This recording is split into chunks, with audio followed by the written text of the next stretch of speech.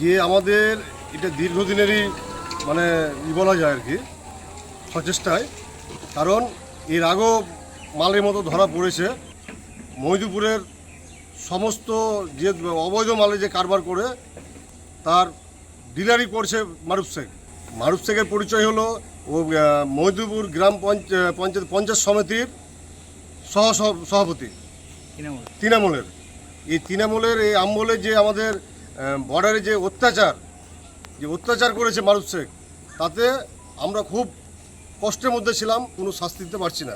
আমরা চাইব যৌথভাবে তাকে খুব শাস্তির খুব তাড়াতাড়ি ব্যবস্থা যেন হয়।